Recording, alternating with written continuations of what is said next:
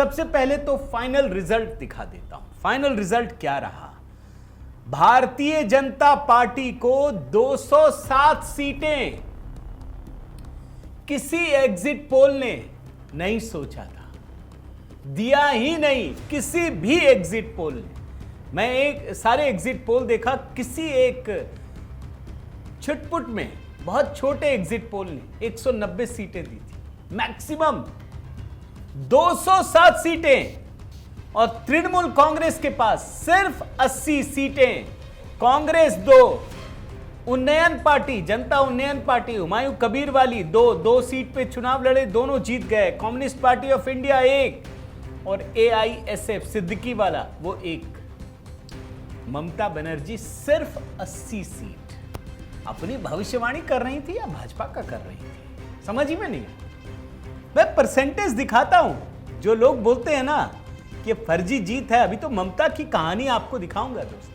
आप देखिए, इसमें भारतीय जनता पार्टी 45.84 यानी करीब करीब 46% और तृणमूल कांग्रेस 40.80 यानी करीब करीब 41%। 5% का गैप ये बंगाल के लोगों ने ही दिया है ममता दीदी, दूसरों ने नहीं दिया है।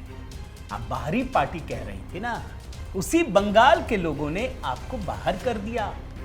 और आज की परिस्थिति यह है दोस्तों कि भारतीय जनता पार्टी का कारवां आगे बढ़ते बढ़ते देश के 75% मतदाताओं को जोड़ चुका है। ये जोर जबरदस्ती वाला नहीं है जो 15 साल से आप बंगाल में कर रही थी। गुंडा राज नहीं है।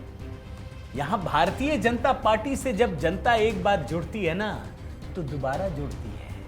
आपसे आप जैसा नहीं है कि एक बार ईमानदारी से सेंट्रल फोर्सेस के बीच चुनाव करा दिया तो आपका पत्ता साफ हो जाता है।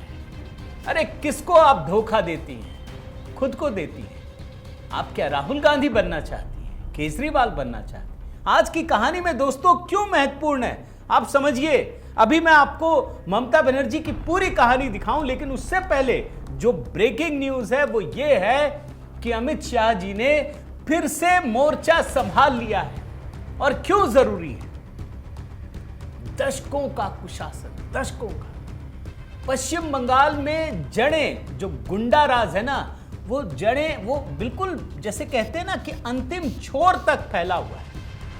ये अमित शाह जानते थे और इसीलिए उन्होंने कहा था कि मैं 15 दिन तक यहीं रहूंगा।